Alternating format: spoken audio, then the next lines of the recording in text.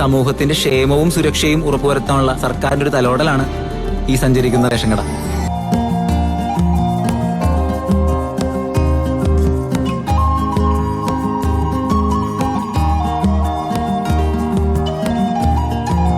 ഇവരുടെയൊക്കെ ഈ നിറപുഞ്ചിരിയാണ് അതിന്റെ വിജയവും.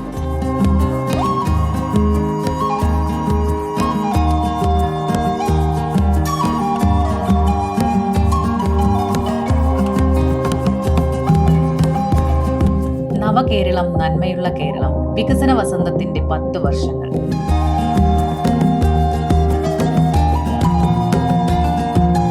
വിശപ്പുരഹിത കേരളം യാഥാർത്ഥ്യമാക്കിയ സർക്കാർ.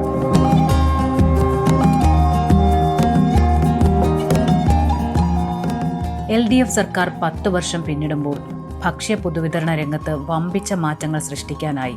കേന്ദ്ര സർക്കാരിന്റെ നവലിബറൽ സാമ്പത്തിക നയങ്ങൾ സൃഷ്ടിക്കുന്ന ദുരിതങ്ങളുടെ ഭാഗമായി രാജ്യമാകെ വിലക്കയറ്റത്തിന്റെ കെടുതികൾ രൂക്ഷമാകുമ്പോഴും കേരളം വിലക്കയറ്റത്തെ ഫലപ്രദമായി പ്രതിരോധിക്കുന്നത് പൊതുവിതരണ ശൃംഖലയെ ശക്തിപ്പെടുത്തിക്കൊണ്ടാണ്. എല്ലാവർക്കും റേഷൻ ഉറപ്പാക്കിയ ഏക സംസ്ഥാനമായി കേരളം മാറുകയാണ്.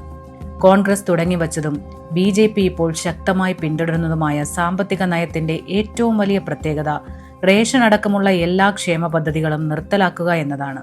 ആ കാഴ്ചപ്പാടിന്റെ ഭാഗമായാണ് കേരളത്തിന്റെ സ്റ്റാറ്റ്യൂട്ടറി റേഷൻ സംവിധാനവും അട്ടിമറിക്കപ്പെട്ടത്. കേന്ദ്ര സർക്കാരിന്റെ നിയമാവലി അനുസരിച്ച് കേരളത്തിൽ മഞ്ഞ, പിങ്ക് കാർഡ് ഉടമകൾക്ക് മാത്രമേ റേഷൻ അർഹതയുള്ളൂ. എന്നാൽ ഈ കേന്ദ്ര നയം കേരളത്തിലെ വലിയൊരു വിഭാഗത്തിന് റേഷൻ നിഷേധിക്കുന്നതിന് കാരണമാകുമെന്ന ബോധ്യത്തിന്റെ അടിസ്ഥാനത്തിൽ എല്ലാവർക്കും റേഷൻ ഉറപ്പാക്കാൻ സംസ്ഥാന സർക്കാർ നടപടി സ്വീകരിക്കുകയാണ് ചെയ്തത്. കേരളത്തിന് അർഹമായ റേഷൻ വിഹിതം പോലും കേന്ദ്രം നിഷേധിക്കുന്ന സാഹചര്യത്തിലും കേന്ദ്രത്തിൽ നിന്ന് അരി വില കൊടുത്തു വാങ്ങി സബ്സിഡി നിരക്കിൽ സംസ്ഥാനത്ത് വിതരണം ചെയ്യുന്നു. കേന്ദ്ര സർക്കാർ 8 രൂപ 30 പൈസയ്ക്ക് നൽകുന്ന അരി 4 രൂപ നിരക്കിൽ ഒരു വിഭാഗം റേഷൻ കാർഡ് ഉടമകൾക്കും സംസ്ഥാന സർക്കാർ നൽകുന്നു. ഈ നിലയിൽ റേഷൻ കടകൾ ഫലപ്രദമായി പ്രവർത്തിക്കുന്ന ഇന്ത്യയിലെ ഏക സംസ്ഥാനമാണ് കേരളം.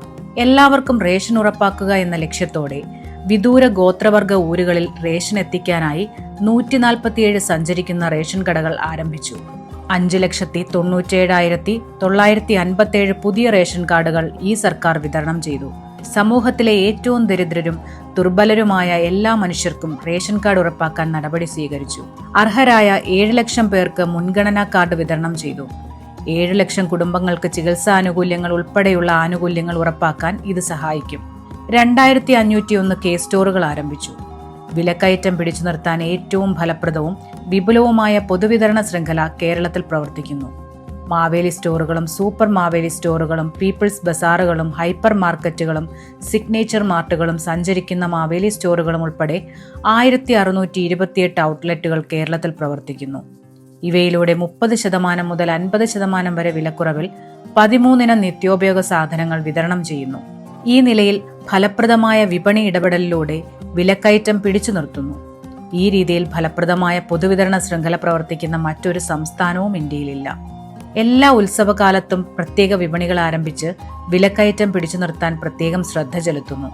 ഓണക്കാലത്തെ സർക്കാരിന്റെ വിപണി ഇടപെടൽ കേരളത്തിന്റെ ആകെ പ്രശംസയ്ക്ക് പാത്രമായിരുന്നു. 30 രൂപയ്ക്ക് ഉച്ചഭക്ഷണം ഉറപ്പാക്കുന്ന 44 സുഭിക്ഷ ഹോട്ടലുകൾ സംസ്ഥാനത്ത് പ്രവർത്തിക്കുന്നു. 2501 കേസ് സ്റ്റോറുകൾ സംസ്ഥാനത്ത് ആരംഭിച്ചു. ഇതിലൂടെ റേഷൻ കടകൾ സ്മാർട്ടായി. ഓൺലൈൻ സേവനങ്ങളും റേഷൻ ഇതര സേവനങ്ങളും ഒരു കുടക്കീഴിലാക്കി. നെല്ല് സംഭരണത്തിന് ഏറ്റവും കൂടുതൽ തുക നൽകുന്ന സംസ്ഥാനവും കേരളമാണ്.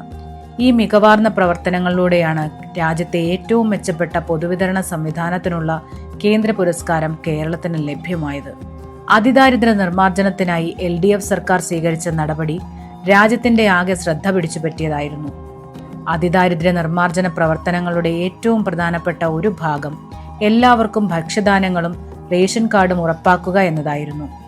ആ പ്രവർത്തനം വിജയകരമായി നടപ്പാക്കാൻ കഴിഞ്ഞത് നമ്മുടെ പൊതുവിതരണ സംവിധാനം കാര്യക്ഷമമായതുകൊണ്ടാണ്. വിശപ്പുരഹിത കേരളം യാഥാർത്ഥ്യമാക്കി നവകേരളം ഒരു മാതൃക കൂടി സൃഷ്ടിക്കുകയാണ്. ഈ യാത്രയിൽ ഇടതുപക്ഷം നമുക്ക് കരുത്താകും. ഈ നന്മകൾ തുടരട്ടെ, ഇടതുപക്ഷം നയിക്കട്ടെ, കേരളം മുന്നേറട്ടെ.